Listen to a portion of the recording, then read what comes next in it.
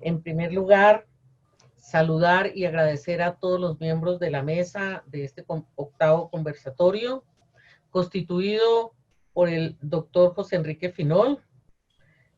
José Enrique es doctor en Ciencias de la Información y la Comunicación de la Escuela de Altos Estudios de Ciencias Sociales en Francia, con los dos postdoctorados en Semiótica y Antropología en la Universidad de Indiana en los Estados Unidos.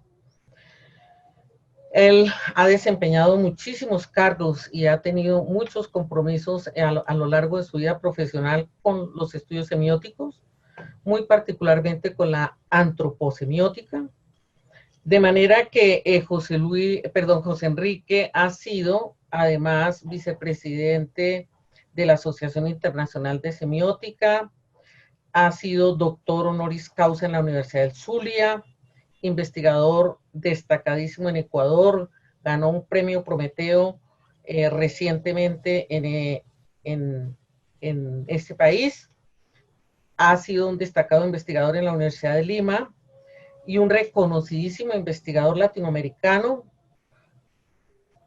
quien además tiene una visibilidad muy importante en muchas regiones del mundo. Quiero destacar en el día de hoy su enorme calidad humana y su gran sentido de amistad y solidaridad. Muchas gracias, José Enrique, por estar con nosotros hoy aquí, acompañándonos en este encuentro. Doy también un saludo muy especial al profesor Diego Paul San Martín Arévalo de la Universidad de Cuenca en Ecuador. Diego Paul es doctor, hice su tesis, una tesis destacada en el tema de la corporalidad, la presencia escénica y la cosmovisión andina. Es una persona que ha venido trabajando intensamente en el campo de estudios que hoy nos convoca. Con Diego Paul, en calidad de investigador de carrera temprana, se encuentra Jorge Ureña, doctor en artes, en la Facultad de Artes de la Universidad de Antioquia. Un joven investigador que está dedicado a los estudios en el arte y sus relaciones con la semiótica, con una trayectoria profesional en la Universidad de Medellín, en la EAFID y en la Universidad de Antioquia. Es además la oportunidad para destacar la importante labor y responsable labor, además comprometida con la organización de este encuentro. Como ustedes lo habrán visto a lo largo de estos 8 encuentros, Jorge siempre hace presencia, está muy activo en las conexiones internacionales, ha sido una persona que ha dedicado grandes esfuerzos y tiempo a este encuentro maravilloso que de verdad nos ha dado la oportunidad de un encuentro muy importante. Voy a agradecer de manera muy especial en el día de hoy a personas que desde distintas instituciones forman parte del equipo de trabajo y que a quienes debemos en la sombra una labor invaluable. Destaco a la profesora Gladys Acosta, a Mariano González, que está en la Decanatura de Comunicaciones de la Universidad de Medellín, a Claudia Maya, también de la de Medellín, lo mismo que Gladys, un equipo muy importante que ha estado comprometido en esta labor, a Luis Rodrigo Viana, a Lina Agudelo de la Salazar Herrera, a Arles Ríos de Uniminuto y a Julián Durango del Instituto Tecnológico de Medellín. La labor fundamental del equipo de la Universidad de Antioquia y de la Facultad de Educación incluye no solamente a su señor decano, sino al profesor Ocampo, a Manuela, a Marcela, a Rubén y a Daniel, quienes han hecho enormes esfuerzos por mantener la labor técnica en el más alto nivel. No solamente técnica, especialmente a Manuela le reconocemos su gran calidad humana y su capacidad de establecer relaciones con todas las personas. En el día de hoy nos acompaña también Federico Gómez y Juan David. Juan David hace todo el trabajo de interpretación en el día de hoy. Mil gracias a todos, a la profesora María Nancy, que está acompañándonos hoy. Seguramente su participación será muy destacada y nos acompañará desde el arte en una reflexión sobre el tema que nos acompaña. Mil gracias y iniciamos esta gestión dándole la palabra a Jorge, quien es el coordinador académico de esta mesa. Tienes la palabra, Jorge. Profesora Neila, muchas gracias por esa bella presentación, muy cálida, en esos tiempos donde necesitamos afecto, ¿no? Ese afecto y esa relación con el otro que nos vincule, que nos llama a generar espacios de transformación. Y qué mejor presentación que la que tenemos hoy para hablar sobre un tema tan importante como es el cuerpo. ¿Cuáles son esas semióticas que nos acompañan alrededor de nuestro cuerpo? ¿Cómo hacemos sentido a partir del reconocimiento de nuestro cuerpo? Entonces quisiera compartir en estos momentos pantalla.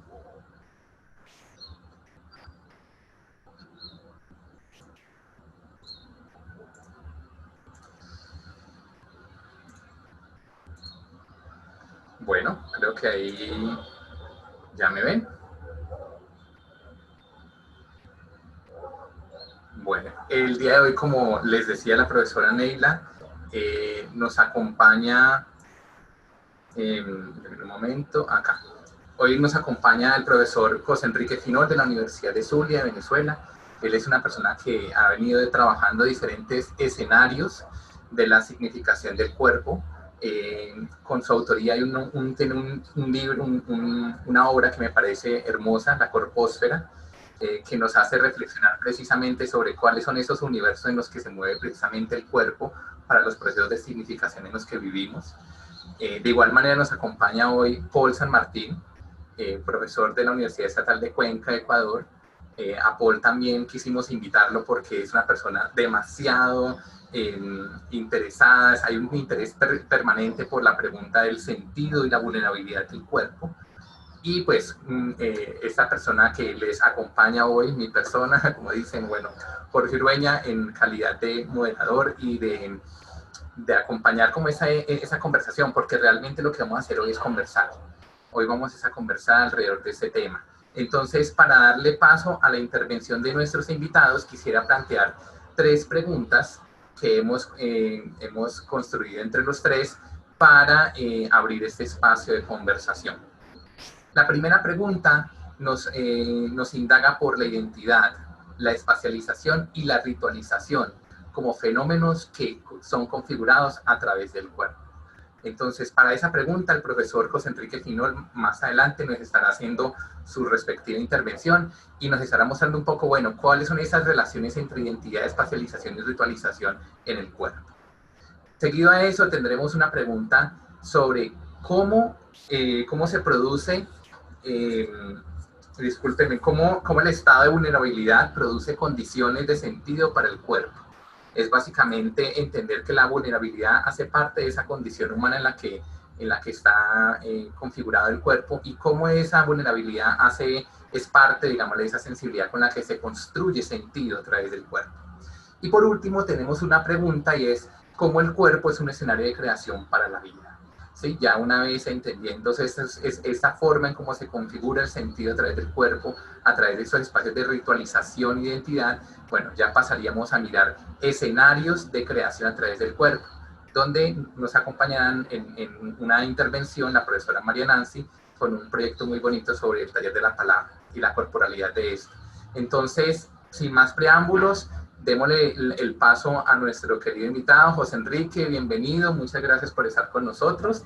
Y bueno, voy a dejar de compartir pantalla para que puedas compartir tu pantalla. Bueno, comienzo dándole las gracias por la invitación.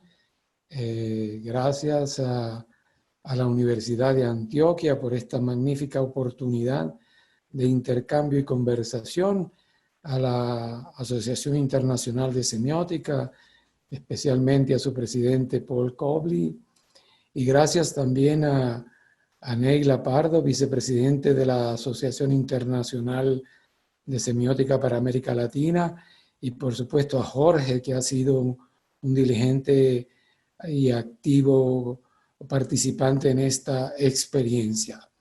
¿Verdad? Yo voy a iniciar una aproximación de estos temas que mencionó Jorge: cuerpo, espacio, identidad en el marco de la pandemia. Lo cual no es fácil porque la pandemia es un proceso en pleno desarrollo, de manera que la posibilidad de tomar distancia intelectual, epistemológica frente a ella para poder estudiar estos aspectos semióticos que hoy propongo, lo hacen difícil la reflexión y la hacen un poco, si ustedes quieren, transitoria. Mi idea es presentar algunas reflexiones que motiven la discusión para mantener una conversación, ¿no? Este es un proyecto de investigación que está andando al mismo tiempo que va andando la pandemia, lo cual no nos permite tener el alejamiento epistemológico necesario ni la masa crítica necesaria para hacer aportes que sean más o menos estables y decisivos. De manera que les pido que vean estos aportes en esta dirección. Esta investigación está también muy influida por la lectura, naturalmente, de la obra de Camus, La Peste, una obra que seguramente todos ustedes conocen. Y por eso voy a comenzar y a finalizar con una cita de la obra de Camus que me impresionó desde cuando era un adolescente. Déjenme contarles rápidamente una anécdota. Yo leí la Peste cuando era, repito, un adolescente, y me prometí a mí mismo que algún día conocería la ciudad donde la peste se desarrolla, que es la ciudad de Orán, en Argelia. De manera que cuando fui a estudiar a París, las primeras vacaciones que tuve, las utilicé para viajar a Argelia por tierra desde París, atravesando el estrecho de Gibraltar, para conocer esa ciudad. Y para mí fue casi que una experiencia mística vivir, estar, conocer, experimentar la ciudad de Orán, que es el escenario de la novela La Peste, como ustedes saben, y fue una experiencia para mí extraordinaria. Después le he leído esa novela 3 veces más, la última fue hace un par de meses, y por eso, como les digo, esta obra ha influido mucho en esta reflexión, en esta investigación. Así que, como dije, comienzo con una cita de Camus que dice: desde que la peste había obligado a cerrar las puertas de la ciudad, no habían vivido más que separación. Les había sido amputado el calor humano. Casi todos habían anhelado a algún ausente. Habían extrañado el calor de cuerpo, su ternura o costumbre. De manera que en el marco de esta cita de Camus, que nos lleva a esta reflexión que hoy les presento, pues está apoyada en una suerte de antroposemiótica vivencial, y de ahí propongo unas reflexiones sobre la pandemia a partir de categorías generales como cuerpo, espacio, ritualización e identidad. Me gustaría provocar, como dije, una discusión que nos ayude a comprender cómo se han transformado nuestras conductas y percepciones, las relaciones que hoy vivimos con nuestro entorno cotidiano. El cuerpo en la pandemia también forma parte de ese conjunto de lenguajes que yo he llamado la corposfera, parte constitutiva, obviamente, de la semiosfera propuesta por Lotman. Enfocaremos nuestra atención sobre procesos cotidianos, las relaciones espaciales, corporales, identitarias y rituales de las sociedades afectadas por la pandemia. Espacio y cuerpo son 2 capítulos estrechamente entrelazados y son el objeto de la disciplina semiótica que se ha llamado proxémica, que Gramsci y Curtés definen como una disciplina, cito, que busca analizar las disposiciones de los sujetos y objetos en el espacio, y el uso que los sujetos hacen de él con fines de significación. Esto es muy importante, con fines de significación. La espacialización es una de las operaciones fundamentales de la productividad semiótica. La espacialización genera significados y sentidos de una gran capacidad y densidad comunicativas. Gramsci y Cortés definen la espacialización como uno de los componentes de la construcción de discurso. En ella actúan cuerpos, objetos y sus múltiples interacciones para construir y semiotizar un entorno cuyo dinamismo determina sentidos particulares. En el análisis de las transformaciones de la espacialización en el contexto de la pandemia, nos ha parecido útil introducir los conceptos de lugar y territorio que he tratado en otros trabajos.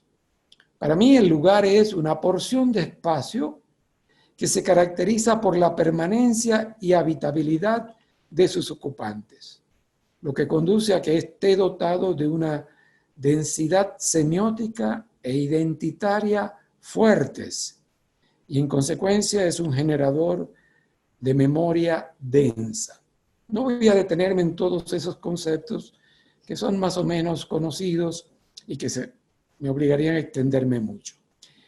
Eso es el lugar. El territorio, por el contrario, es una porción de espacio más extensa, menos vinculada a habitantes y más a transeúntes. Su densidad semiótica y eficiencia identitaria es más difusa, pues no está necesariamente asociada a la permanencia de sus habitantes. Por eso, mientras en los lugares predominan los habitantes, en los territorios predominan los transeúntes. El hogar es el ejemplo típico, el hogar de lo que es un lugar, mientras la calle o un aeropuerto es un ejemplo de un territorio. Después de esta introducción conceptual muy breve, voy a referirme ya más concretamente a los fenómenos de espacialización en el marco de la pandemia.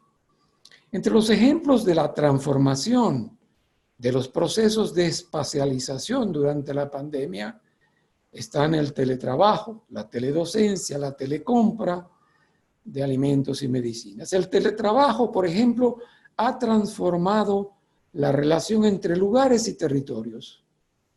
Ha producido que un espacio laboral tradicional como la oficina, que podría considerarse un territorio, pues no satisface el requisito de la habitabilidad, aunque sí el de la permanencia, se haya mudado al hogar, un espacio que según nuestra definición es un lugar, pues implica habitabilidad y permanencia. Este es uno de los cambios que los procesos de espacialización en el marco de la pandemia han producido y que va a traer aparejados otros cambios. Los procesos de espacialización que la pandemia ha regenerado se expresan de varias maneras que en general se desprenden de la llamada distancia social. Yo he puesto aquí un conjunto de tipos de espacio que podrían ser utilizados como una grilla para aplicarla a los procesos en la pandemia de espacialización. Así distingo entre espacio social y físico, privado y público, íntimo y extraño, cercano y remoto.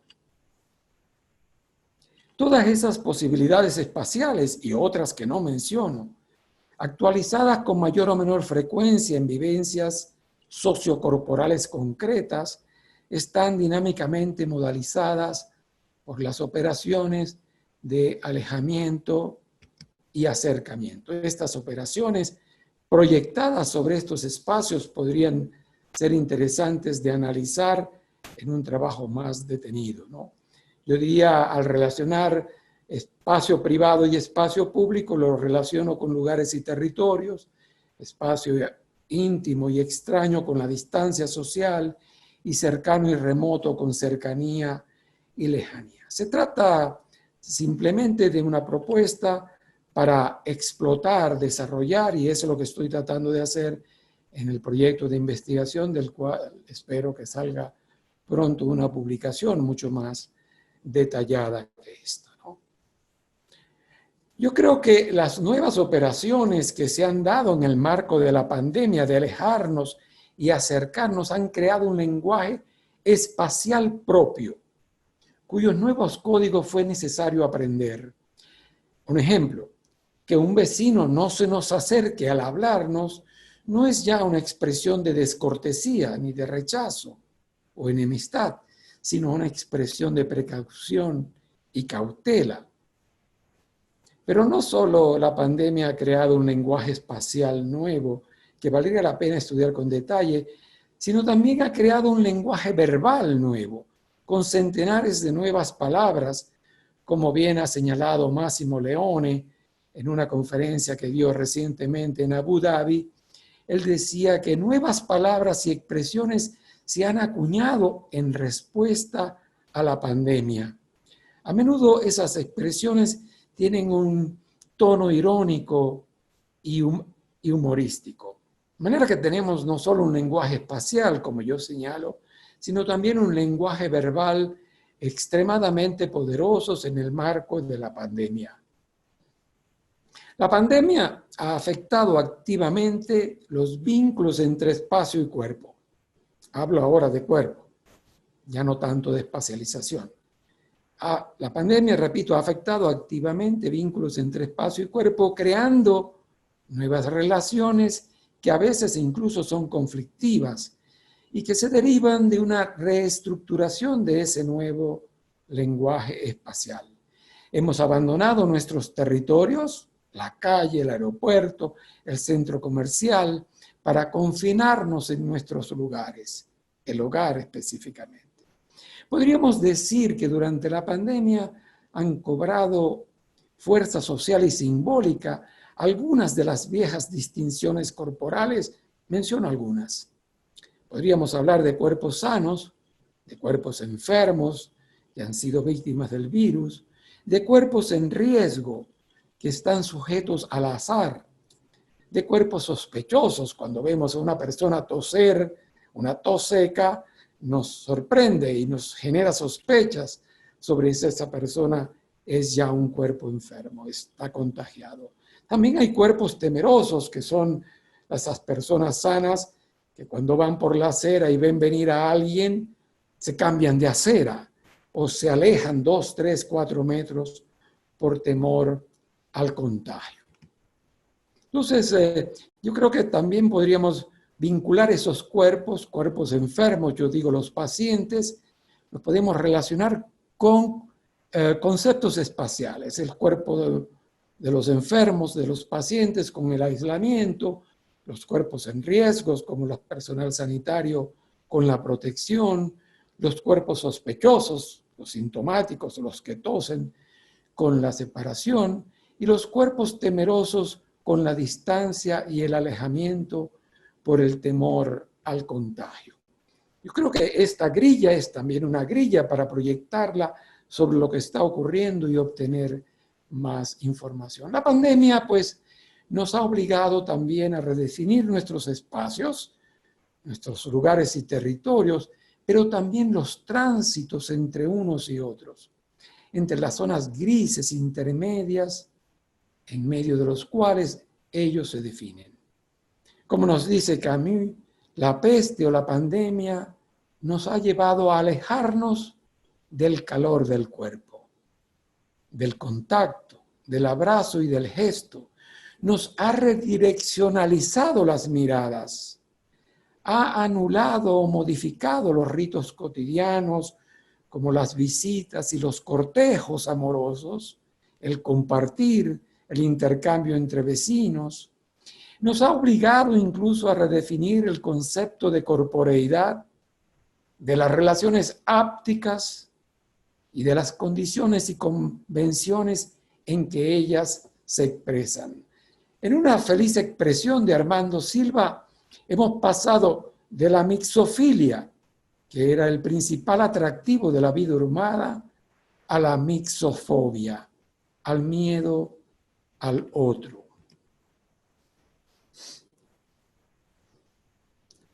En más de una forma, durante la pandemia, nuestro cuerpo se hace parte de una mediatización digital de la cual no se puede prescindir.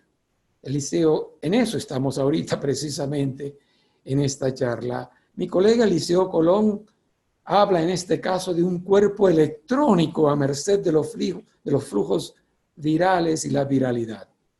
Es en ese cuerpo electrónico, siendo objeto de dispositivos analógicos o digitales, donde las nuevas relaciones corporales, espaciales y actoriales se realizan. Pero la pandemia también ha afectado nuestras identidades. Ha producido un conjunto de identidades perdidas.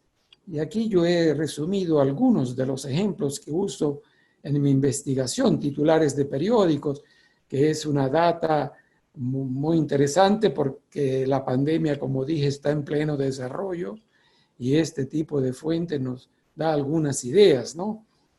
Fíjense, les leo un par de ellas. La Fiscalía Ecuatoriana, por ejemplo, investiga identidad de 131 cadáveres en contexto de la pandemia. 131 cadáveres cuya identidad no se conoce en hospitales ecuatorianos. Y esto se ha visto también en muchos otros países.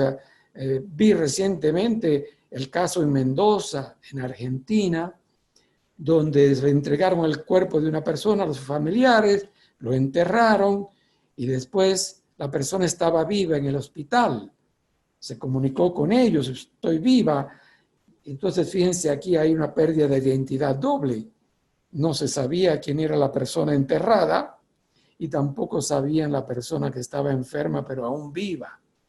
Hay muchos ejemplos de esto que he recopilado aquí, solo les muestro algunos de ellos. Hemos tenido pérdidas en todo el mundo, principalmente en América Latina, diría yo que ha pasado más esto. Conozco muchos casos en Ecuador. En Ecuador las desapariciones de cuerpo, como decía, han sido numerosos. Fíjense, el Hospital del Seguro Social, del IES, se disculpa por los desaparecidos en la pandemia. Incluso hemos visto aquí, y creo que en un par de países más, cuerpos abandonados en las calles. Hay un titular ahí de La Vanguardia: los cadáveres se amontonan en Guayaquil por el coronavirus. Se trata de la imposibilidad de conservar y reconocer los cuerpos, que es también una forma de anomia identitaria. El abandono de cuerpos sin identidad, sin pertenencia, sin ritos, conduce a una suerte de anomia social, un concepto de Durkheim, donde la vida como valor fundamental deja de cohesionar a la sociedad. Ahora hablemos de los rituales, que tienen también que ver con ese problema de la identidad que acabo de mencionar. Los ritos, como ustedes saben, son poderosos dispositivos semióticos que crean y mantienen el sentido de comunidad, de grupo y de sociedad. Esos ritos han sufrido un debilitamiento que ha fracturado la vida social. Recuperar los ritos significará recuperar el sentido familiar, grupal, comunitario, pero también el sentido de identidad y pertenencia. Y ahí les coloco en la derecha de la diapositiva algunos titulares de cómo en América Latina, incluso en Sudáfrica, se han venido perdiendo los ritos funerarios que dan sentido de identidad, que permiten luchar contra el duelo, que mantienen la relación con los vivos. En un trabajo que hice sobre el suicidio asistido hace un par de años, yo había propuesto el concepto de desritualización, que yo entendía como un acto en el que el rito pierde su densidad simbólica y se identifica como un acto pragmático y utilitario. Si la ritualización, yo estoy hablando de desritualización, si el contrario, si la ritualización es, como ha explicado Grimes, un proceso que ocurre, cito, cuando el significado, la comunicación o la representación se hacen más importantes que la función y el fin pragmático, entonces la desritualización es lo contrario. Es cuando el rito pierde esa capacidad simbólica para convertirse en un acto pragmático y utilitario. El concepto de desritualización que yo he propuesto nos parece más eficiente que lo propuesto por el filósofo surcoreano Byung-Chul Han, quien en su libro La desaparición de los rituales habla de este proceso de desaparición contemporánea de rituales. Yo creo que ciertamente los rituales no desaparecen, sino que se transforman, se adaptan, porque ellos surgen para satisfacer necesidades de simbolización y comunicación, conocen su apogeo, se modifican y son sustituidos por otros. Vuelvo a citar a Camus, quien habla de la desritualización en el libro de La Peste.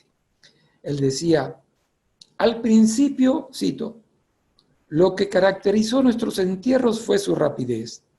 Las formalidades se habían simplificado y por lo general los ritos fúnebres habían sido suprimidos. Los enfermos se morían separados de sus familias y no se permitía ningún tipo de ritual velatorio. Hay un gran paralelismo entre esa obra literaria y la pandemia que vivimos.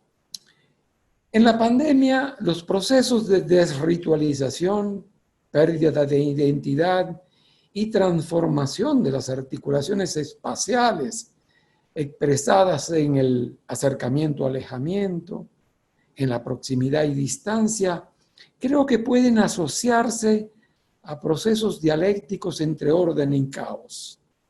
Yo elaboré este pequeño modelo en el que el orden estaría representando la salud, que es la vida, el nombre que corresponde a la identidad, la ritualidad que corresponde a la pertenencia, mientras que el caos es lo contrario, la enfermedad que simboliza o corresponde a la muerte, la desaparición que corresponde al anonimato y la desritualización que conduce a la anomia. Se trata, por supuesto, de términos extremos, no quiero parecer demasiado estructuralista en este ejemplo. Por eso señalo que se trata de procesos dialécticos en el que la movilidad y dinamicidad de estos procesos no puede ser perdida, no se puede perder de vista. Bueno, ya para concluir, como la antropología y la semiótica nos han demostrado a lo largo de los años, las representaciones de la enfermedad, la muerte, el espacio, el cuerpo, son socialmente construidas y no modelos universales. Semiotizamos nuestros espacios, cuerpos, identidades y ritos en relación con nuestros contextos históricos. La pandemia ha trastocado las relaciones tradicionales de cuerpos, espacios y ritos con esos escenarios y prácticas que ella ha generado. Esto es un aspecto que no podemos perder de vista en la investigación sobre los procesos semióticos y de comunicación en el marco de la pandemia. En consecuencia, digo, la pandemia ha afectado también nuestras identidades, un constructo sociocultural que depende de tales relaciones. Una de las enseñanzas más fuertes de la pandemia es que la vida es frágil y transitoria, vulnerable y limitada y que, como nos dice Camus, ella no desaparece definitivamente, sino reposa en los rincones menos esperados. Así que, como les dije, comencé con Camus y termino con Camus. Aquí concluyo con esta cita que me parece muy interesante y en la que me gustaría que ustedes vieran el lugar del cuerpo o los lugares del cuerpo. Cito: aquella multitud dichosa ignoraba aquello que estaba en los libros, que el microbio de la peste no muere ni desaparece nunca, que puede permanecer dormido o apaciguado por años o siglos en los muebles, en la ropa, escenarios del cuerpo, y que espera con paciencia en los rincones de las ciudades hasta el día en que otra peste despierte su aluvión de ratas y las envía a morir en una ciudad hasta entonces feliz. Muchas gracias. Profesor José Enrique, muchísimas gracias por esa bella reflexión. Creo que esta reflexión nos da paso para un espacio que tanto Paul como José Enrique y yo hemos querido ofrecer el día de hoy, y es un minuto de silencio por esos cuerpos vulnerados, esos cuerpos maltratados, esos cuerpos desritualizados, como dice el profesor José Enrique, y que muchos han caído en esa anomia, ¿no? Y en esa, digámoslo, en esa pérdida de identidad. Por ellos hagamos este minuto de silencio, porque son múltiples las crisis que estamos viviendo, crisis humanitarias, la crisis de salud, crisis de orden personal también que atraviesan esos cuerpos personales individuales, vulnerados, como más adelante Paul nos va a hablar. Pero hagamos este minuto de silencio. También nos acompaña el día de hoy el profesor Paul San Martín, de la Universidad Estatal de Ecuador, de Estatal de Cuenca, de Ecuador. Actualmente él viene desarrollando diferentes proyectos de investigación alrededor de las artes y su vínculo con el cuerpo. Hoy nos viene a compartir una pregunta que es muy importante para nosotros, y es cómo el estado de vulnerabilidad produce condiciones de sentido para el cuerpo, cómo esa vulnerabilidad afecta nuestras formas de sentir y nos da paso a otro tipo de universos, otro tipo de procesos de significación que hagan sobre nuestra forma de conectarnos con el entorno, de reconocer ese entorno como parte de nosotros y de sí mismos.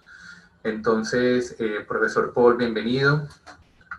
Eso, bueno, muchas gracias, muchas gracias. Yo igual es muy significativo empezar este momento, mi presentación, con un minuto de silencio. Creo que entre el silencio y el habla en este momento, en momentos de pandemia, es complejo saber qué es lo que debemos, qué posición deberíamos tomar, o silenciarnos o hablar. Yo quiero agradecer profundamente a esta invitación, porque me parece que es un escenario muy, muy importante para poder compartir lo que estamos pensando. Por supuesto, agradecer a la Asociación Internacional de Semiótica, agradecer a la Universidad de Antioquia por este gran esfuerzo, agradecer a Neila Pardo, por supuesto, a José Enrique Finol, de cual en alguna trayectoria investigativa ha sido muy, muy importante para mis trabajos, y por supuesto a ti, Jorge Eduardo, que nos has ayudado grandemente en la coordinación de este espacio. Yo voy a compartir pantalla para poder empezar mi presentación. He puesto en el chat ya una dirección electrónica sobre un Padlet que he preparado y que tiene como contenido la base de mi intervención, que está relacionada con Somos seres de duración, que es una pieza teatral en estos tiempos de pandemia y sobre la cual me voy a referir en varias ocasiones. Los participantes podrán, en el transcurso de la presentación o luego de la presentación, poder entrar en esta propuesta escénica, virtual, ¿sí? Y Sin embargo, la pongo para que las personas estén relacionadas con el asunto. Comparto pantalla para poder iniciar.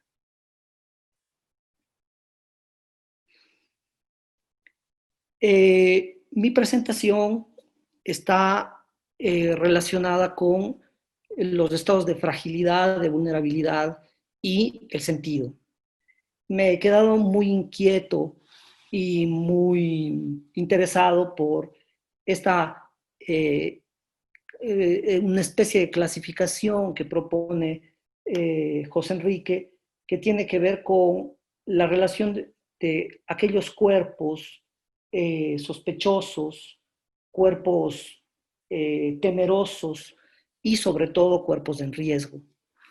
Yo creo que se vincula muy bien mi presentación con poder detenerse en este lugar que ha propuesto José Enrique. Los estados de fragilidad y los estados de sentido están relacionados con, perdón, tengo que un problema, están relacionados con esta pieza que propongo que se denomina Somos seres de duración. Y somos seres de duración, de lo que se trata o de lo que trataría es de mirar cómo se incorpora una condición de vulnerabilidad, de fragilidad, en la semiopercepción de la realidad del ser humano. Propongo la categoría de semiopercepción como aquella percepción que hace sentido. Y sobre todo en estos tiempos complejos de infección, de contagio. Cómo los cuerpos se fragilizan, se debilitan, se reconocen a sí mismos en una situación de quiebre. Recurro en mi presentación, en la propuesta, desarrollo la propuesta de Jacques Fontanil, que está desarrollada, propuesta en sus libros, en sus textos, La semiótica del discurso, Soma y Sema, figuras semióticas del cuerpo, y el libro, una obra gigante denominada Prácticas semióticas. Somos seres de duración, ahí está la dirección. Es una pieza teatral que empieza con el regalo de una manzana. Es decir, las personas que entran en la dimensión de la obra, en el juego de la obra, empiezan regalando una manzana. Y se envía un video y a partir del video y la manzana se genera o se evoca un recuerdo de un momento vital dentro de la pandemia. El dispositivo que presenta Somos seres de duración parece bastante sencillo, súper simple. Sin embargo, contiene en su realización una operación semiótica muchísimo más compleja. Esta operación tiene que ver con el hecho de resolver cómo leemos el momento presente, cómo leemos la actualidad viviente en cada ser humano. Se trata, por lo tanto, de hacer perceptible la profundidad del tiempo. Y ahí sí ya me meto en un vocabulario de Fontanil, teniendo en cuenta que el presente viviente de las personas se produce, en el presente viviente de las personas se produce evocaciones de retención que derivan en recuerdos. Estos recuerdos hacen retroceder hacia el pasado los esbozos del objeto que ya han sido ofrecidos, reemplazándolos por otros esbozos, al tiempo que los mantiene dentro del campo, la persona los mantiene dentro del campo como un recuerdo. Es como traer al presente algo que sin dejar de estar presente, no deja de ser recuerdo. Esta operación hace trasladar al presente lo que todavía no estaba en él. Es una reestructuración incesante del flujo temporal de la percepción, y esta reelaboración de este flujo temporal es lo que hace o que determina la profundidad del tiempo. Y en medio de la profundidad del tiempo, el recuerdo, que es el objetivo de la obra Somos seres de duración. Para Jacques Fontanille, la única manera de tejer un nexo entre lo perceptible y lo decible está en la efectuación de la presencia. Es decir, cómo una presencia, la presencia de un ser humano es profundamente presente. Es decir, quiere decir que estar en presencia es estar en el aquí y en el ahora de un momento. Una persona que recuerda está finalmente presente totalmente en su recuerdo. Para Fontanille, estar presente entonces significa habitar la profundidad de un tiempo tensivo. En el instante mismo de la vivencia del recuerdo estarían presentes dos elementos: la protensión, la dimensión protensiva, y la dimensión retensiva de la evocación. La protensión como una expectativa futura y la retención como una reelaboración del recuerdo. Lo interesante es que ambas posibilidades se encuentran, las dos, el recuerdo y el traer el recuerdo al presente, se encuentran en el presente viviente. Las dos están en el centro mismo de la profundidad de nuestro aquí y ahora.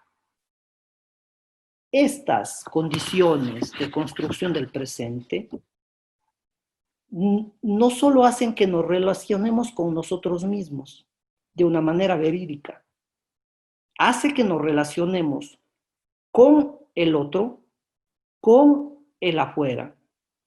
Nos relacionamos con el aquí, con el ahora, en cuerpo, en tiempo y en espacio. En las artes escénicas, estar presente, yo vengo del campo de las artes escénicas y desde ese campo capaz me es más fácil hablar. En las artes escénicas, estar presente significa ser orgánico, es decir, estar aquí y ahora plenamente. Cuando un cuerpo es orgánico, dice Eugenio Barba, es capaz de transformar el espacio. El cuerpo se vuelve texto para el espectador. Puede ser leído. El actor, la actriz, el bailarín, la bailarina, consigue poner en los ojos del espectador un efecto áptico, como decía ya José Enrique. Lo que quiere decir que el espectador puede ser tocado por la presencia del actor bailarín. Este es un principio de senestesia, según Barba. Finalmente, ¿qué es lo que pasa? El cuerpo orgánico, dicho de Barba, acontece en el escenario. Pero este elemento que estoy trayendo está relacionado con lo que Erika Fischer-Lichte dirá alrededor de que el cuerpo es observado y parece que esa observación haría que el cuerpo no nos pertenezca de manera total. Es decir, la característica que apunta Erika Fischer-Lichte de la no pertenencia del cuerpo genera una metáfora muy interesante. Yo creo que es válida para todas las artes escénicas, pero yo la planteo inscrita en el ejercicio Somos seres de duración.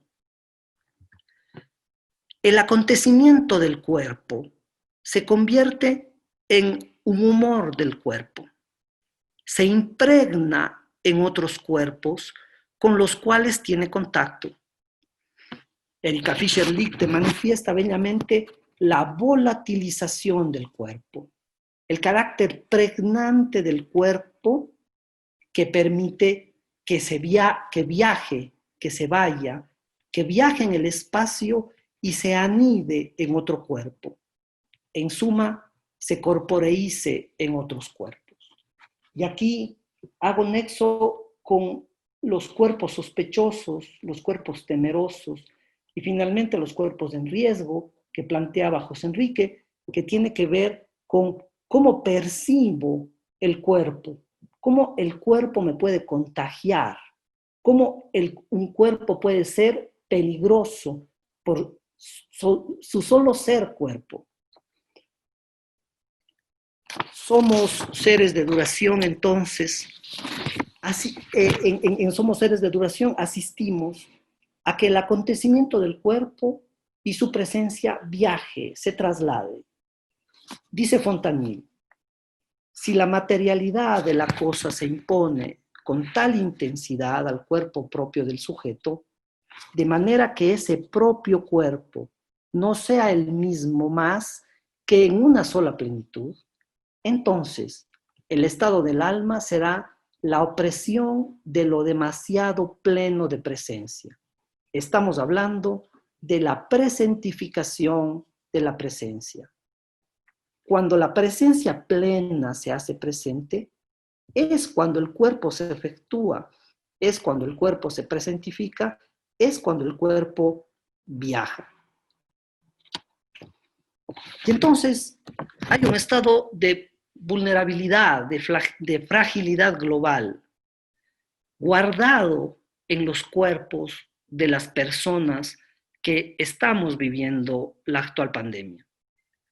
Creimás dirá, el mundo humano parece definirse esencialmente como el mundo de la significación. El mundo solamente puede ser llamado humano en la medida en que significa alguna cosa. Y entonces, ¿cómo pensamos el mundo hoy? O más importante, ¿cómo sentimos el mundo hoy? O más bien, una tercera pregunta, ¿cómo sentipensamos o percibimos el mundo hoy? Tengo la idea de que uno de los aspectos de la pandemia es que hoy, en las condiciones actuales, no pensamos el mundo, creo que lo semio-sentimos. Hacemos una semio-percepción del mundo. Las cifras de contagio, los datos de mortalidad, la sensibilidad de los transeúntes de la calle, que muy bien decía José Enrique, la paranoia de sentir a todas y a todos potenciales agentes de contagio, configuran una realidad real, pero mortíferamente absurda. El contagio y la muerte estructuran la percepción de nuestra realidad. La vida se juega en una realidad semioceptiva. Entonces, en este sentido, la cuestión no consiste en saber si el ser humano es frágil o no lo es, o si más bien pienso que se trata de determinar lo que el ser humano puede hacer de esa fragilidad. Esto implica que la fragilidad humana, por excelencia, es el lugar de la lucha para realizar su humanidad. La realidad semioceptiva inscribe en el cuerpo el estado pasional de la fragilidad, de la vulnerabilidad. El cuerpo vive en un estado de vulnerabilidad y esa vulnerabilidad además es compartida de manera universal. Hoy por hoy, queridos amigos, hoy por hoy, en la fragilidad todos somos iguales. Este estado de fragilidad, de vulnerabilidad, estructura o está estructurando una realidad de sentido. La presentificación de los cuerpos se levanta desde un estado de vulnerabilidad global. Hay un hilo muy fino entre la salud y la enfermedad, entre la muerte y la vida. Somos seres de duración. Con su acción, con su gesto, permite recoger este estado de realidad, evocar los recuerdos de las personas que deciden entrar en el gesto artístico y hace que los cuerpos recuerden y recordando se presentifiquen. La vulnerabilidad sentida día a día mueve el cuerpo. Es como si la vivencia viajara, se moviera. Es como si esa vivencia moviera otros cuerpos. A partir de sentirme vulnerable, puedo ser parte de otras vulnerabilidades. Ser parte de todas las vulnerabilidades humanas. Tal vez compartiendo un poco mi propia vulnerabilidad, comparto un poco de mi propio cuerpo, contagio y me contagio de otra manera. Más allá de pensar que el presente del ser humano hoy podría acercarse a su fin, me propongo pensar a partir de esta situación de fragilidad, de vulnerabilidad mundial. En este sentido, la pandemia para mí, creo yo, y creo que para todos, no debería ser un límite, sino más bien un horizonte. Eso es. Muchísimas gracias. Profesor Paul San Martín, muchas gracias por esa bella reflexión que nos trae el día de hoy. Yo he ido recogiendo algunas cuantas preguntas, algunas cuantas apuntes que nos van a servir más adelante para la conversación. Y bueno, voy a compartir pantalla para en estos momentos continuar con nuestra tercera pregunta que intenciona este conversatorio.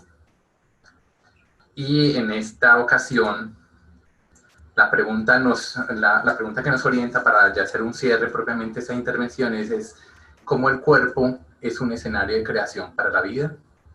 En este espacio se vuelve importante e interesante reconocer también las experiencias que hacemos nosotros, no solamente como maestros, sino también como cuerpos vivos que están en ese camino para construir, para hacer, para mostrar las formas de sentir de otra manera. Entonces, en este caso quisimos traer la experiencia del taller de la palabra de manos de la doctora María Nancy Ortiz, de la Facultad de Educación de la Universidad de Antioquia, quien, como dice Jung, ¿no? A menudo las manos resolverán un misterio con el que el intelecto ha luchado en vano. O como ella también pronuncia, ¿no? El lenguaje vendría a ser el ropaje de la verdad, una verdad que el investigador debería esforzarse en captar en su forma más pura, más desnuda, una que debería pronunciarse sin ornamentos ni accesorios retóricos. Es bueno que hoy nos acompañe la profesora María Nancy, porque pues quisiera darle la palabra para que nos explique un poco cómo el cuerpo se convierte en un lenguaje, en ese ropaje de la verdad con el cual hacemos un poco más desnudas las verdades y las realidades en las que vivimos y nos acercan a esas realidades sensibles con las que estamos en contacto permanentemente. Profesora Nancy. Buenas tardes. Buenos días. Buenos días, sí. Ha sido largo el día. Bueno, no, la idea es compartir pues de una manera como muy cercana también la experiencia del taller, pues en relación también como con algunos elementos que ya fueron mencionados por los ponentes. Y pues quisiera compartirles pantalla, solo para mostrarles algo ¿Puedo, cierto? Claro, sí, profesora, claro que sí.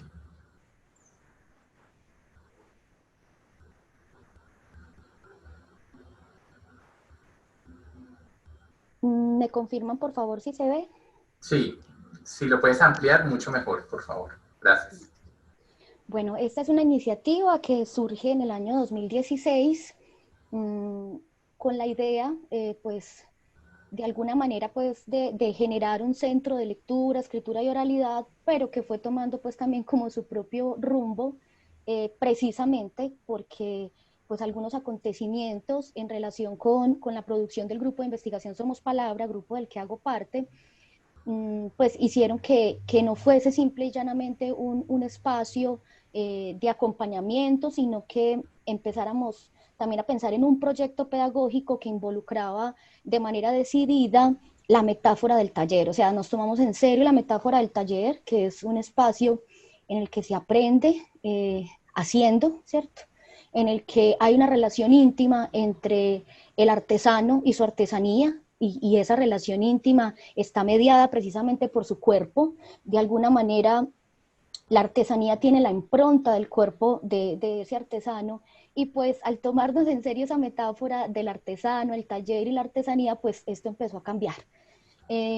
Ahorita, pues con un poco pues también como volviendo a la cita, que es una cita que para nosotros es muy importante, porque entendemos que la relación con la palabra no es siempre una relación consciente, que hay una relación también, como lo decía uno de los profesores anteriormente, con el afuera, con la otredad, y en ese sentido entonces la palabra no es siempre una palabra consciente o que pueda tener que ver siempre como con la voluntad del artesano, sino que involucra también su dimensión con el afuera, que es un concepto pues filosófico que trabajamos bastante, que pues viene de Maurice Blanchot. Y pues en ese sentido, el trabajo con las manos, el trabajo con el cuerpo, no se opone al trabajo con la palabra, sino que todo lo contrario, lo tensiona y hace pues que de alguna manera la creación aflore. Ahorita pues hemos resignificado bastante en este tiempo de pandemia esta idea de que en la Edad Media, hemos trabajado bastante a Richard Sennett, en la Edad Media pues el taller era el hogar del artesano. Él comía, dormía y educaba a sus hijos, ¿cierto? También incluso los iniciaba en el oficio allí mismo, en el lugar de trabajo, era un lugar de vida, ¿cierto? Un lugar en el que la vida y el trabajo se entremezclan, y pues un espacio en el que la técnica se hace aliada a la creación, ¿cierto? Se aprende, eh, pero se aprende una técnica, pero en función también de hacer como algo nuevo. Esto es bien, bien importante para nosotros porque pues la figura del maestro, en gran medida la figura del maestro del lenguaje, pues ha estado mediada como por una imagen de alguien sentado, quieto, frente a un texto, contestando preguntas, cuestionarios. Y pues nosotros hemos encontrado en el programa pues en el que nace esta iniciativa, que es la licenciatura en literatura y lengua castellana, pues que hay una relación muy importante del maestro del lenguaje, de literatura, con su propio cuerpo, y que ha habido como una suerte de contención, porque estamos en una academia muy logocéntrica, ¿cierto?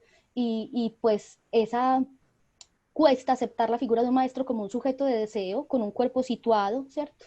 Porque de alguna manera pues estamos en una idea dualista del ser humano, en donde pues te separan entre cuerpo, espíritu, cuerpo y mente, y pues desde esa mirada dualista, la academia estaría del otro lado del cuerpo, ¿cierto? No tendría que ver con el cuerpo.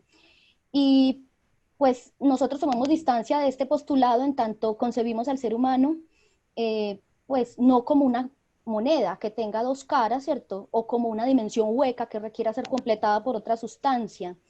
Entonces, se está oyendo, ¿cierto? Sí, sí, sí, sí. Ya voy a pues digamos que abandonar esta metáfora del cuerpo como un contenedor vacío que requiera pues también como de una sustancia trascendental que lo, que lo llene, pues nos permite ingresar en un esquema comprensivo en el que el cuerpo es más bien un lugar de elaboración de la experiencia y campo para la afectación y la contingencia, del aquí y el hoy discontinuos de la lectura del mundo, ¿cierto? Entonces, en ese sentido, pues también en la idea de recuperar los ritos o de renovar los ritos, pues nosotros tenemos una oferta, voy a compartirla brevemente.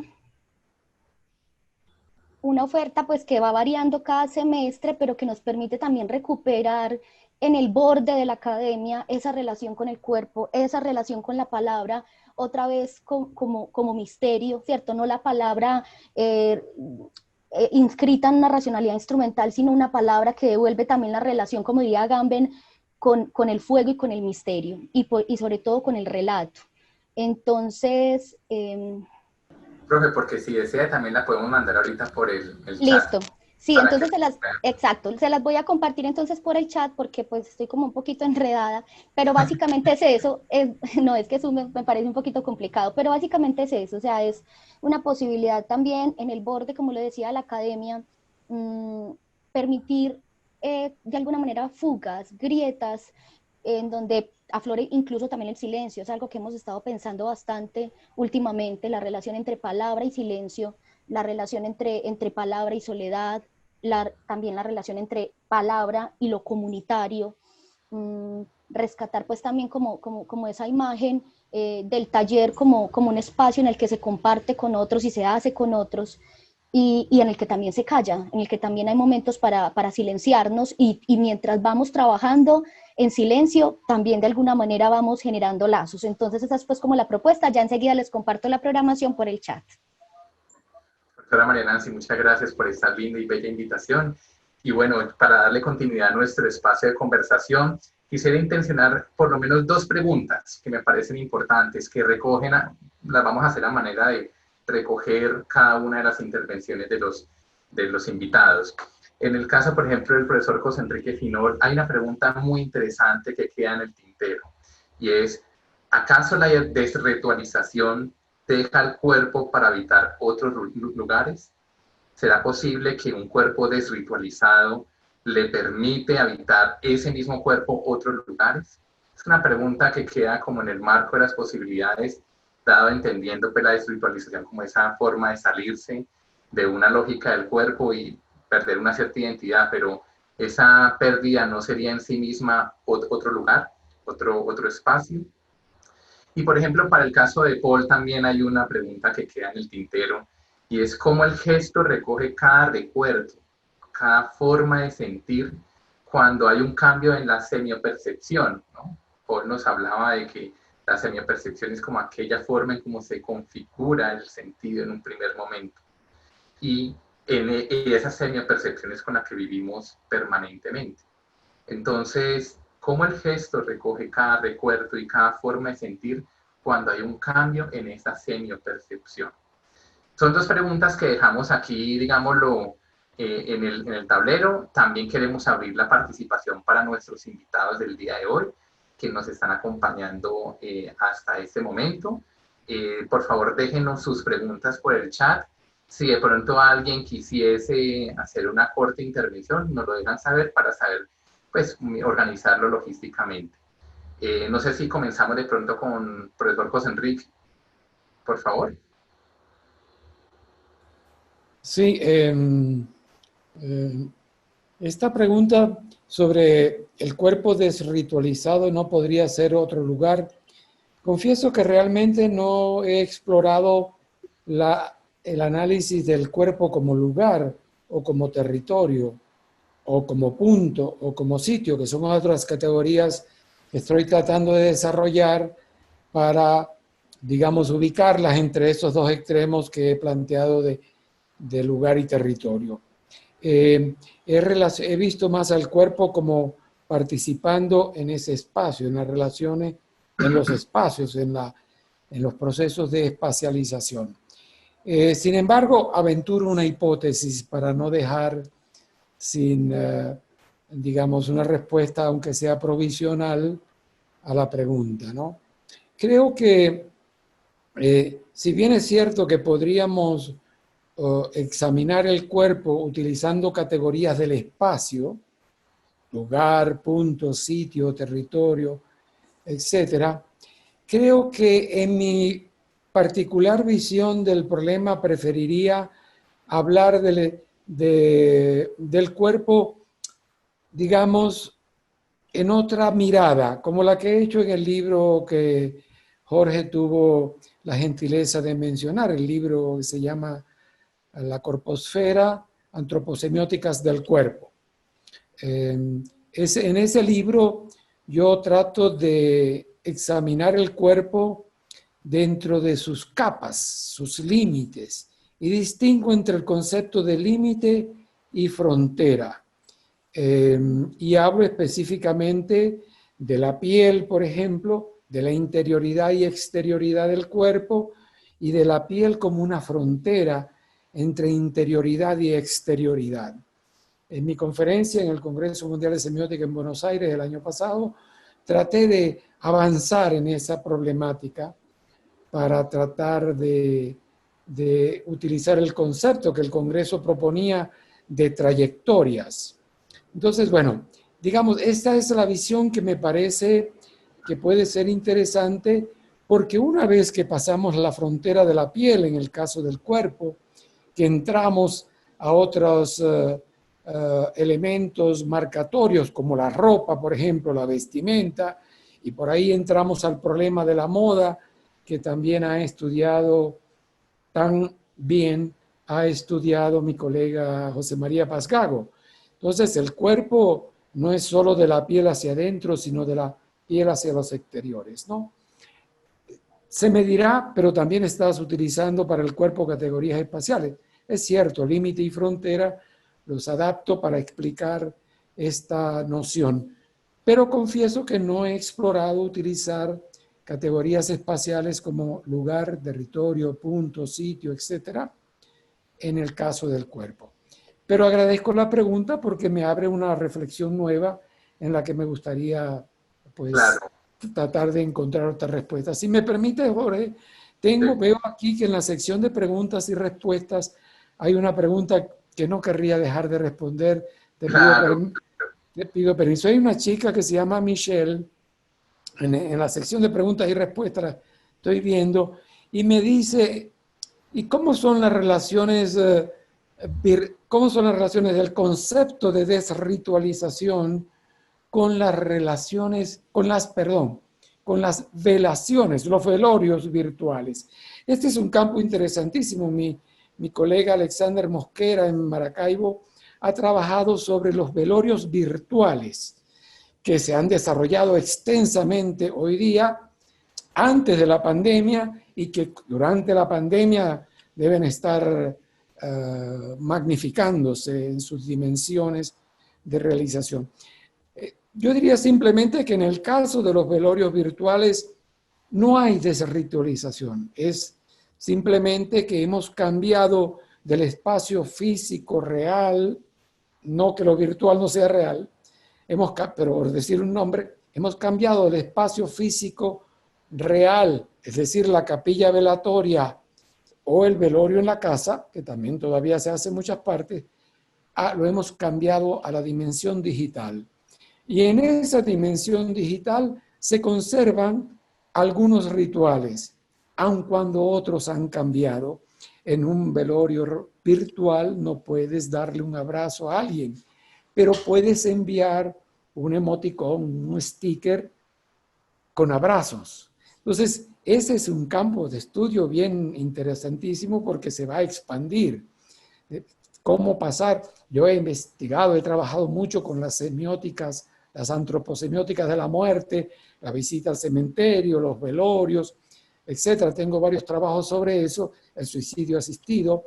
Y, digamos, esta pregunta me abre también una invitación a ver los velorios virtuales que son de un extremo interés. Hoy hay cementerios donde uno va a visitar el cementerio y en la lápida hay un video que te cuenta la vida de la persona fallecida que está enterrada allí. Este tipo de avances cambian, modifican cierta sustancia de expresión de los rituales, pero siguen existiendo rituales. Perfecto, muchas gracias, profesor José Enrique. Bueno, querido Paul, ¿cómo ves esta pregunta, no? ¿Cómo el gesto recoge cada recuerdo, cada forma de sentir cuando hay un cambio en esa semiopercepción? Sobre todo a propósito de esta instalación que nos compartes, que incluso lo han pedido por el chat, ya la hemos compartido, sobre Somos Seres de Duración. Bueno, ¿hasta qué punto, digámoslo, esa semiopercepción no cambia nuestra forma de sentir, el gesto en sí? Yo creo que en la base de la respuesta está el concebir el cuerpo en esta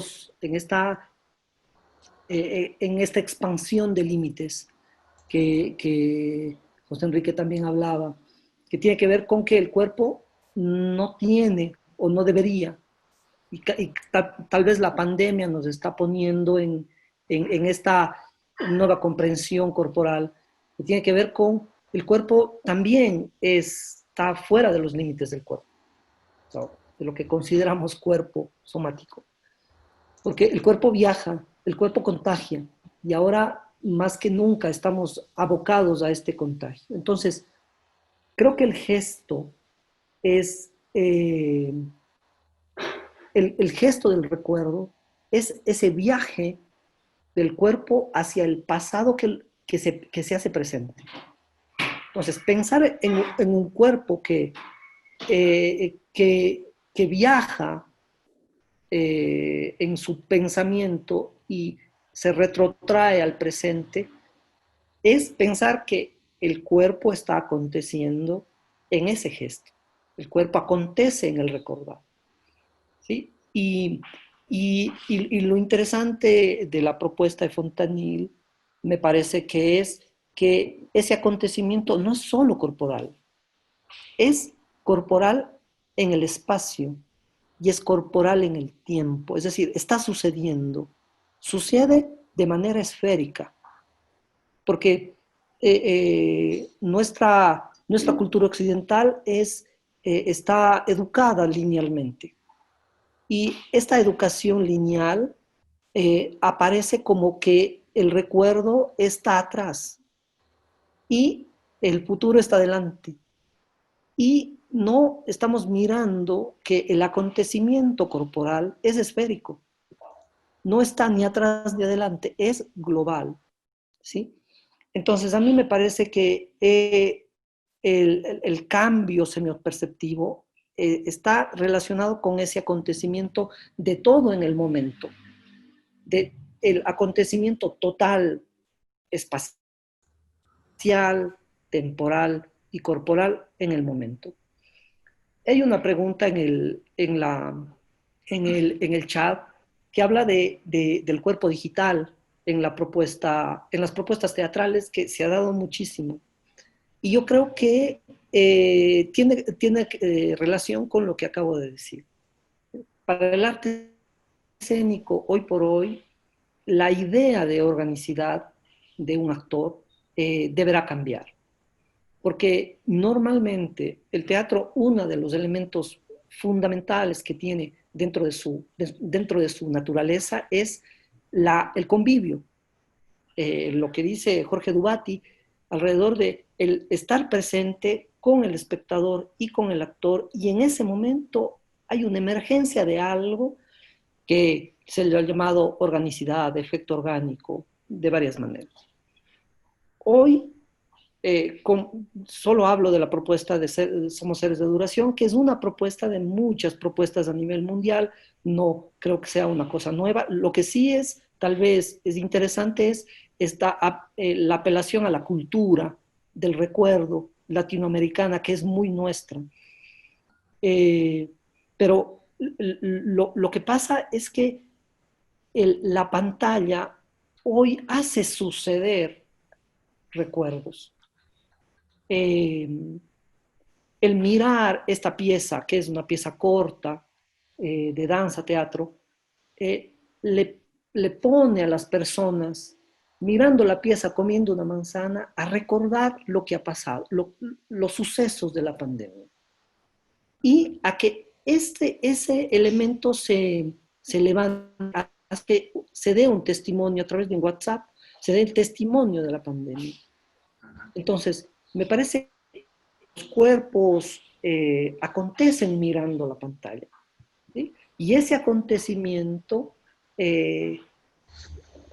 ya no sé si llamarlo cuerpo digital, la verdad, pero más allá del cuerpo digital es lo que pasa entre la pantalla, la relación que yo tengo con la pieza, el recuerdo que tengo y lo que levanta en mí ese momento. Eso. Es como si casualmente, bueno, no es casualidad, realmente es algo que nos pasa. Parece ser que este tiempo nos da más certezas que incertidumbres. Nos está mostrando cambios necesarios en nuestra forma de sentir y ese acercamiento hacia esas corporalidades, esas nuevas formas de sentir. Bueno, continuando como con las preguntas, aquí en el chat nos pregunta Robin Jiménez, voy a ir de atrás hacia adelante, pues respetando el orden de las intervenciones, y dice Robin Jiménez, desde lo que plantea Michel Foucault, nos enfrentamos a una nueva forma de vigilar y castigar el cuerpo y sus ritualidades. ¿Ustedes qué nos dicen? Me parece que la pregunta, permiso Jorge, me Claro. parece que la pregunta que plantea Robin es bien interesante porque relaciona las teorías de Foucault con respecto al castigo, a la prisión y esos trabajos extraordinarios que Foucault escribió, lo relaciona con la pandemia.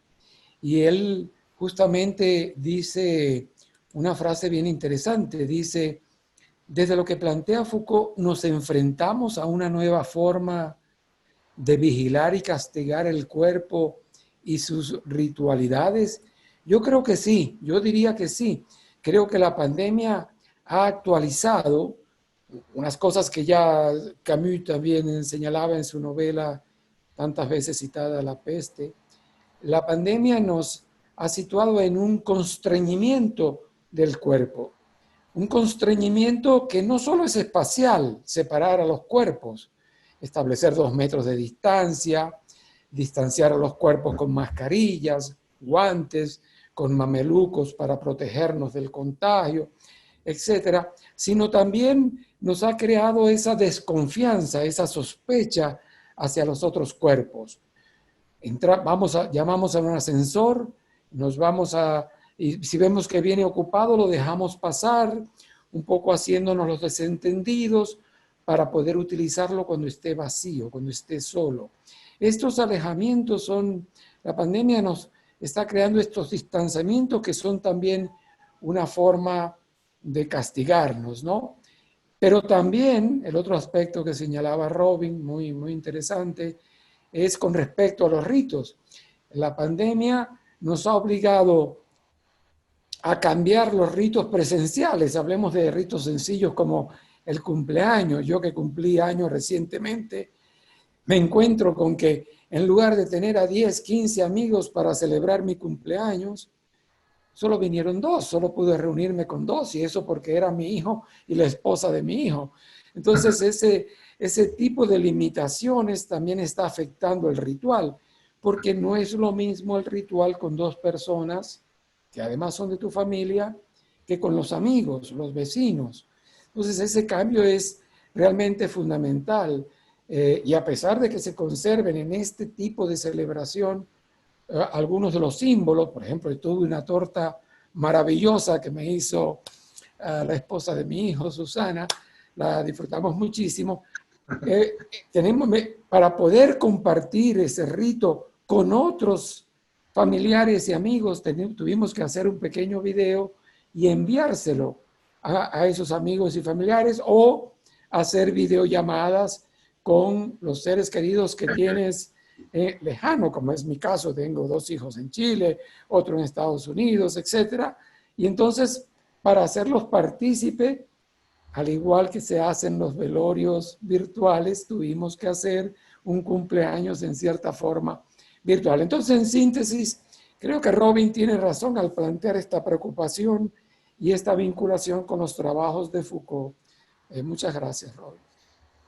Bueno, por aquí hay otra intervención que nos hacen, dice María del Carmen Fernández, de México. Dice, felicitaciones a los panelistas. Para Paul, una pregunta sobre el cuerpo digital en el teatro. Creo que Paul ya lo acaba de responder. Y para José Enrique, si la desritualización en un proceso de transformación del mito, que al negarlo lo afirma para desplegarlo. Bueno, gracias a María del Carmen por la pregunta y un saludo muy afectuoso para ella. Ciertamente es un tema muy interesante el estudio del cuerpo en los lenguajes de la literatura. Hice un trabajo reciente sobre el cuerpo en Pedro Páramo, de Juan Rulfo, y el cuerpo en el mito. Pero el cuerpo en el mito, Carmen lo nota muy bien porque ella es especialista en esos temas. El cuerpo en el mito es un campo de análisis que nos enseña mucho sobre la teoría, sobre las semióticas del cuerpo. Yo, por supuesto, en mucho menor medida que Carmen, tuve la oportunidad de estudiar los mitos guayú, que son indígenas que viven en la frontera entre Colombia y Venezuela, en la llamada península de La Guajira. Tengo un libro sobre la mitología guayú, un análisis semiótico, y allí me tocó trabajar un poco con estas representaciones del cuerpo, que son representaciones míticas. ¿Y qué quiero decir con esto? Quiero decir que son tipos, estereotipos. Es decir, sabemos que el mito son, Levi-Strauss decía que el mito es un predecesor del discurso científico, porque el mito trata de explicar fenómenos de la realidad. Por supuesto, el mito es más que eso, pero entre otras cosas, un mito explica fenómenos de la realidad porque el ser humano no puede permanecer con la angustia de ver un fenómeno que no comprende y no tratar de buscarle una respuesta. De manera que los mitos, en buena parte, son explicaciones del fenómeno, de fenómenos de la realidad. Entonces, el estudio del cuerpo, en el caso de los mitos, juega esa suerte de bisagra entre lo que justamente Carmen mencionaba, la negación del cuerpo y la afirmación del cuerpo. Se puede negar el cuerpo físico para convertirlo en el cuerpo simbólico, mítico, que explica ciertos fenómenos. Ahora recuerdo, por ejemplo, un mito que Levi-Strauss recopiló en sus 4 tomos de mitológicas. Él recopila un mito sudamericano que explica el origen, que se llama el mito de la vagina dentada.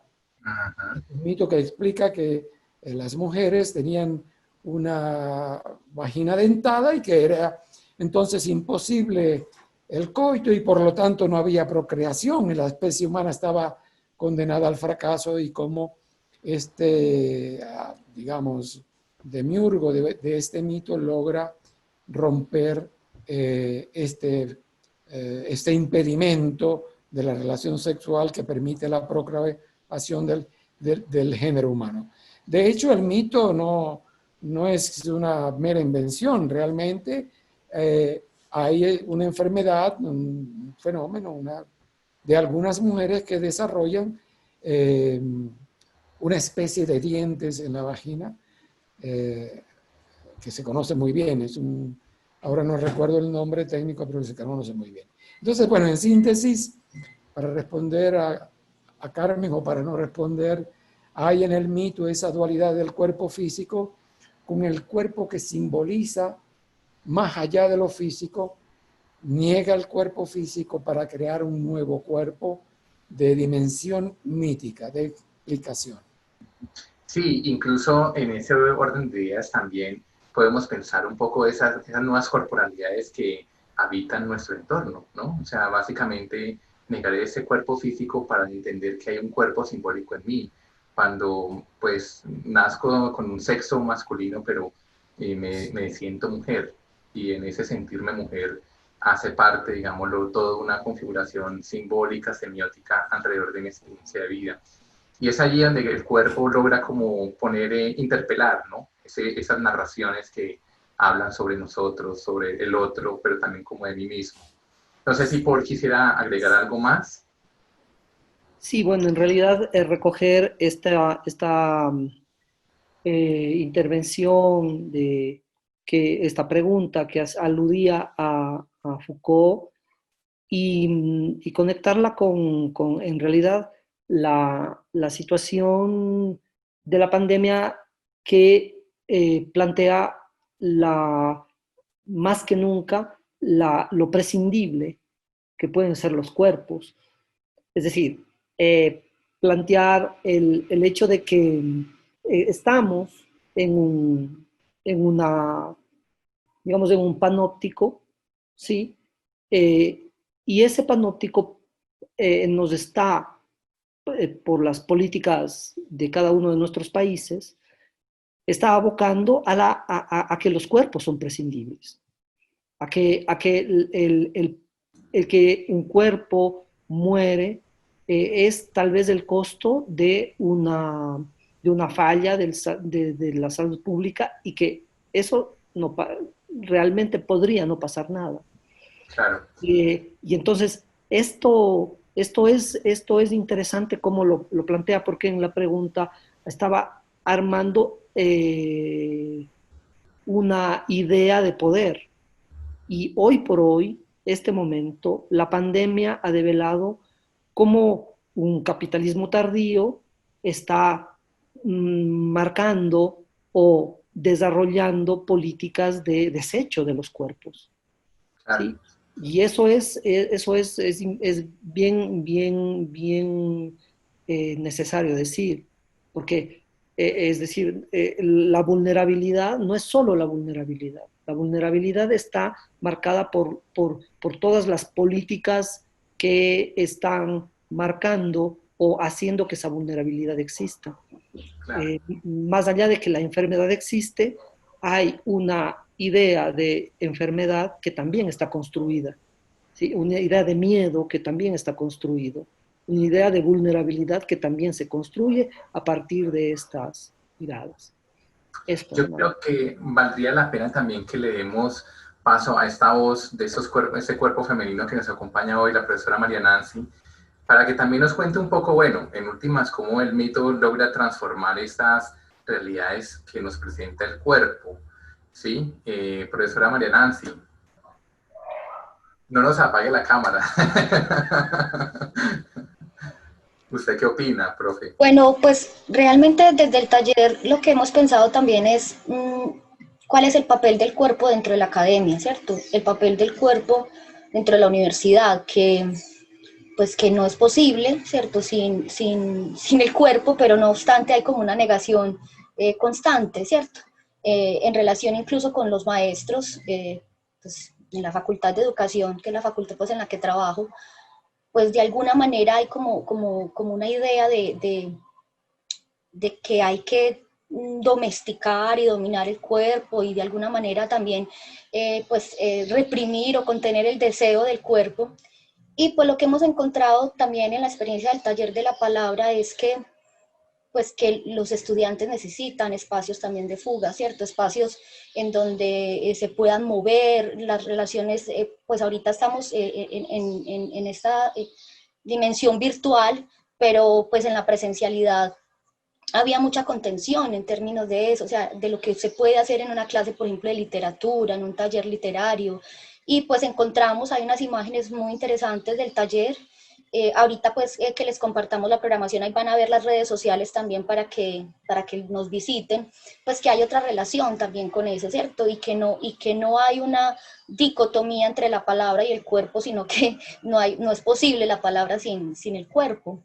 Y pues en ese sentido entonces, pues a nosotros nos interesa mucho hacer una conexión entre tres espacios, ¿cierto? El habla, el habla científica, desde luego estamos en una universidad, ¿cierto? El habla literaria y el habla popular. También recuperar esa relación con el cuerpo desde lo que cada sujeto trae en términos de su cultura, de su mundo, ¿cierto? Y que en la universidad suele uniformarse, todos somos iguales y de repente cuando hay otros escenarios de fuga, afloran la diferencia, afloran los cuerpos diferentes, ¿cierto? Esos cuerpos que, como dice Jean-Luc Nancy, o sea, no son diseños, no, sino que son imperfectos y precisamente por esa imperfección es que son cuerpos vivos y en movimiento. Entonces creo pues que en la universidad es necesario este espacio, un espacio de otra palabra, ¿cierto? De una palabra que no es necesariamente la palabra de la lógica, sino una que se acerca también a la emoción. y pues en ese sentido creo que está por explorarse bastante, pues como en términos también investigativos, en términos de sistematización, que es lo que ha venido representando esta propuesta en el marco pues de la Facultad de Educación de la Universidad de Antioquia. Profe, muchas gracias por esa intervención. Seguimos con nuestras preguntas del chat. Dice Ana Cristina Renza, de Cali, nos dice, el cuerpo se aleja en la interacción, se evita el contacto, se aumentan las distancias, el rostro y sus gestos se cubren, pero los ojos y la mirada son fundamentales. Entonces, el contacto visual retoma un papel quizá secundario en muchas interacciones previas a la pandemia. No sé si alguno de nuestros invitados quisiera responderle a la profesora Ana Cristina Renza en estos momentos. Sí, yo creo que de los elementos que está dejando esta pandemia es las resignificaciones gestuales. Como los ojos tienen que también ser maquillados para poder expresar de manera tierna eso que quieren expresar. Entonces, creo que las velaciones digitales, las obras de teatro digitales, todo lo que hemos hablado ahora, están en verdad instalando una nueva forma de entender la realidad, una normalización, entre comillas. Y entonces yo creo que efectivamente el ser humano en su capacidad de humanidad, ¿sí? Está generando formas posibles de sobrevivir. No solamente de una sobrevivencia física, digamos, sino formas posibles de sobrevivir cuando yo no puedo abrazar.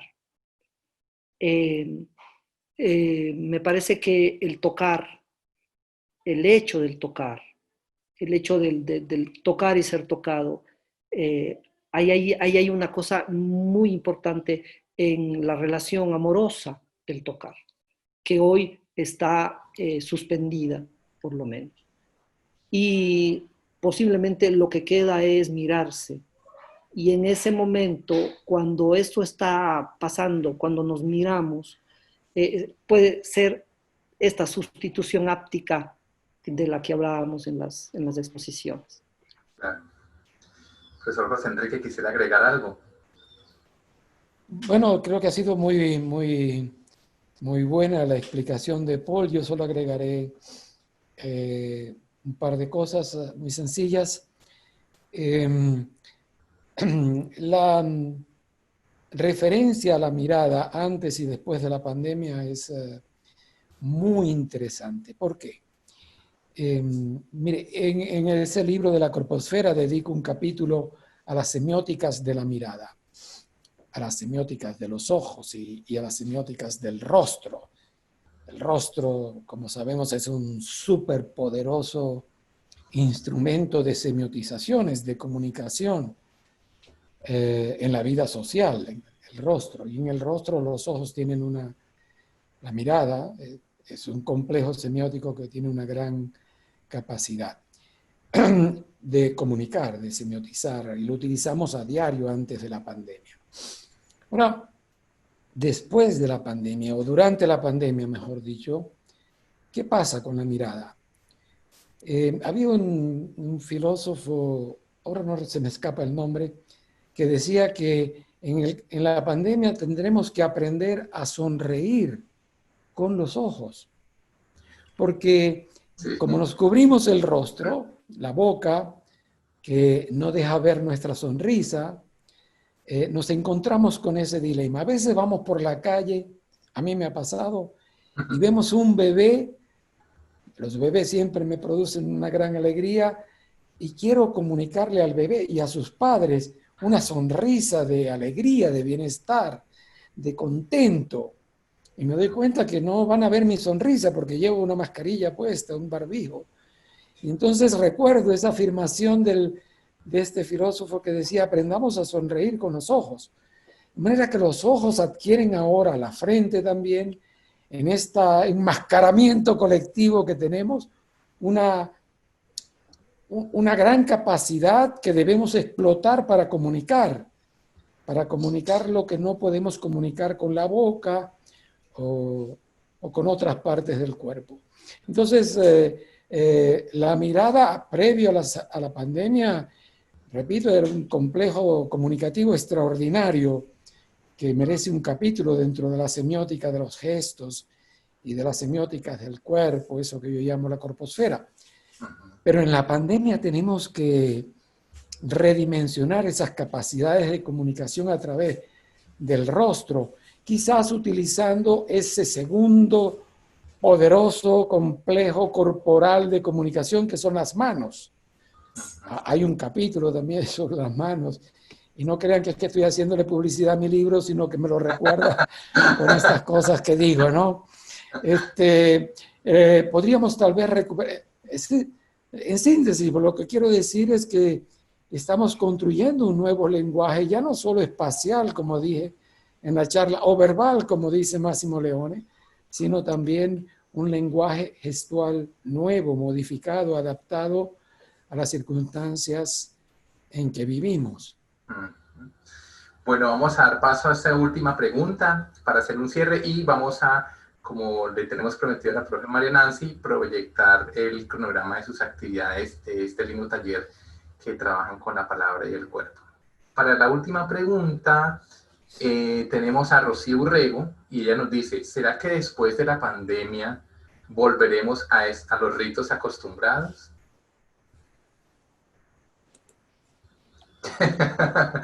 una gran pregunta, ¿no? Una gran pregunta. En este trabajo de investigación que estoy haciendo, ya he avanzado un poquito, ya incluso tengo un pequeño borrador del artículo que espero proponer a alguna revista. Me he planteado esa misma pregunta, esa preocupación que es perfectamente natural. Pasada la pandemia, vamos a volver a los ritos, ya que hemos visto que en la pandemia los ritos se han debilitado, transformado, como queramos describirlos, ¿no? Y yo creo que, en primer lugar, esa vuelta a los ritos o a la construcción de nuevos ritos tiene que ver, en primer lugar, con la capacidad de cada sociedad o grupo, con la capacidad de resiliencia de cada capacidad o grupo, con esta capacidad para reconstruir o volver a lo que fue perturbado por una fuerza ciclónica como es la pandemia. Esta fuerza ciclónica nos ha sacado de aquello en lo que estamos, sea esto cultural, económico, ritual, corporal, espacial y un largo etcétera. Esta pandemia llegó como una tromba inesperada y nos desarticuló todo el mundo en todos esos aspectos que mencioné y otros que no mencioné. La sociedad tiene una enorme capacidad de resiliencia, de reponerse, de volver a construir aquellos parámetros dentro de lo que estaba.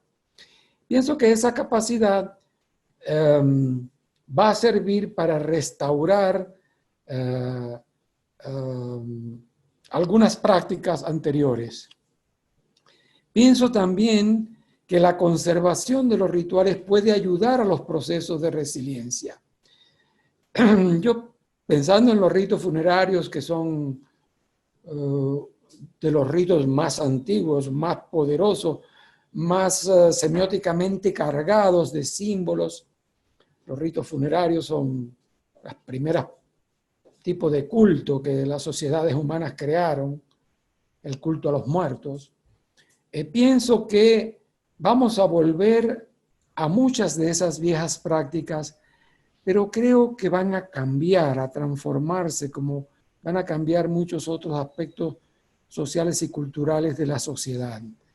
Tal vez estos cambios no serán unánimes y obviamente serán diferentes en cada grupo, en cada sociedad, pero vamos sin duda a generar nuevas conciencias y algunos grupos que venían luchando por cambios sociales profundos, léase la contaminación ambiental y este tipo de cosas, van a verse reivindicados y van a tener más fuerza para promover cambios en nuestros comportamientos, en nuestros ritos de conservación, en nuestros ritos individuales.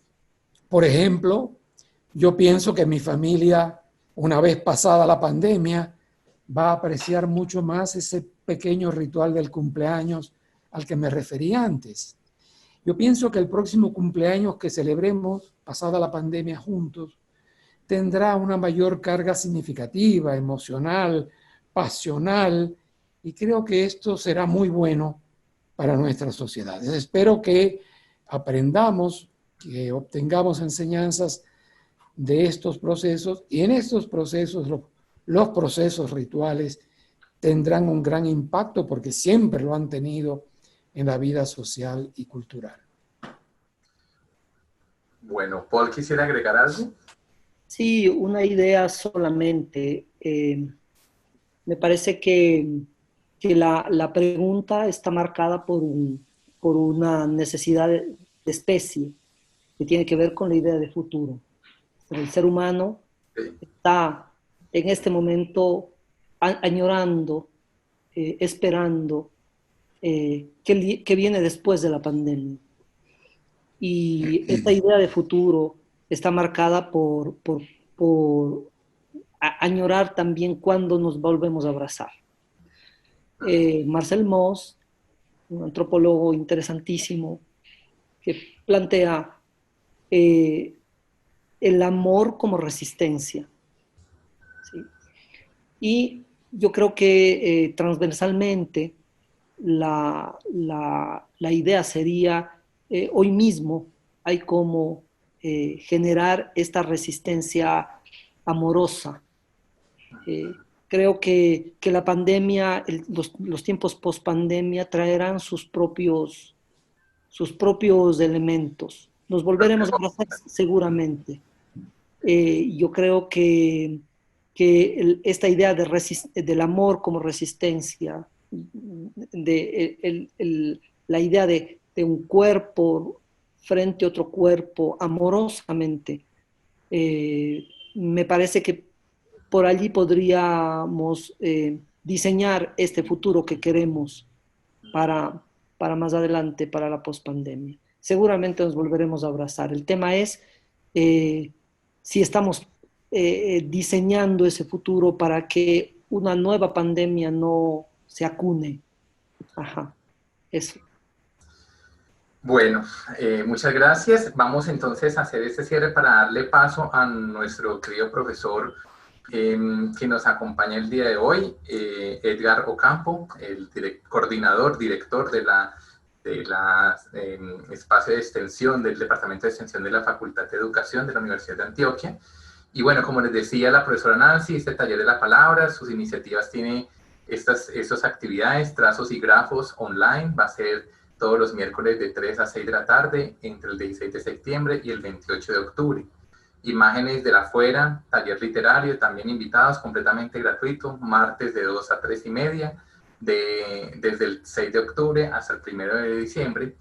Entre tinta y tinto, tertulia literaria, esa va a ser los martes de 5 a 6 y media de la noche, del 6 de octubre al 1 de diciembre.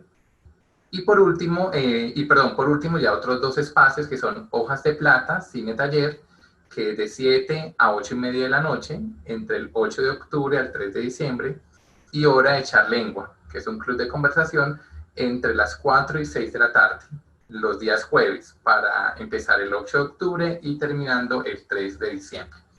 Entonces voy a dejar de compartir y profesor Edgar Ocampo, muchas gracias pues por este espacio, lo dejamos para que se pueda llevar a cabo el cierre. Muchísimas gracias al doctor José Enrique Finol, a Paulo San Martín, a la profesora María Nancy. Estoy muy atento acá de ese ejercicio tan bello que está trabajando ella desde el taller de la palabra. Acá es que lleno de notas. Me invitaron a dar unas palabras, pero terminé acá muy juicioso con muchas notas porque este tema es un tema maravilloso, es un tema que nos atraviesa por obvias razones. Tenemos cuerpo, ¿cierto? Habitamos un cuerpo. Entonces, no, Jorge, agradecerte enormemente. Este ciclo ha sido para nosotros desde la facultad un oasis que nos ha refrescado mucho, porque desde que empezábamos esas conversaciones contigo, Jorge, y con la profesora Neila, a quien doy un afectuoso saludo, surgió una pregunta y es, bueno, somos una facultad de educación, nos parece interesantísimo el ciclo, pero ¿qué preguntas surgirán? ¿Cómo así que desde una facultad de educación vamos a participar en la organización de un ciclo de temas? Vamos a hablar de cuerpo, pero entonces vamos a hablar después de pedagogía, de publicidad, y no, convencidísimo. Yo creo que tenemos que hacer muchísimos más eventos como estos. Qué enriquecedor el campo, qué enriquecedor las reflexiones, nos llenan de mucha emoción saber que tenemos unas personas conectadas, pero cuando inmediatamente termina y sube ya las visualizaciones en la tarde, yo consulto y le escribo a la profesora Neila, ya llevamos 1.500 reproducciones, 2.000 reproducciones, los comentarios. Yo siento que nos está ocurriendo algo muy interesante. Pienso en ese textico maravilloso en Introducción a la Historia de Mark Bloch, donde hay esa reflexión en torno a cómo habitamos a veces momentos históricos en que por obvias razones, como los estamos viviendo, no somos conscientes de las grandes transformaciones que se dan. Y yo creo que este es uno de esos momentos. Yo siento que hemos cambiado, que esta forma de relacionarnos con los colegas de otras latitudes ha cambiado y en buena hora, porque eran necesarias estas reflexiones. Agradecerte muchísimo a ti, Jorge, y Manuela. Creo que es un momento no despedirnos sin invitar a nuestro próximo conversatorio. Aquí ya está, nuestra próxima conversación número 9, Descripciones transmediáticas. Nuestros invitados: José Luis Fernández de la Universidad de Buenos Aires, Argentina; Joan Rodríguez Amat de la Universidad Sheffield Hallam de Inglaterra; y Germán García Orozco del Instituto Departamental de Bellas Artes en Cali, Colombia. Nuestro próximo encuentro el próximo martes 29 de septiembre a esta misma hora, a las 10 de la mañana. Profesor Jorge, no sé si tiene algo adicional. No, Manuela, solamente agradecimientos para ti. Muchas gracias, y muchas gracias a todos los asistentes, a todas las personas que vinieron el día de hoy a compartir de este espacio tan bonito. Bueno, gracias también a José Enrique, a Paul, por estas palabras tan hermosas, a la profesora María Nancy por estar con nosotros hasta este último momento, y bueno, en otra ocasión nos vemos.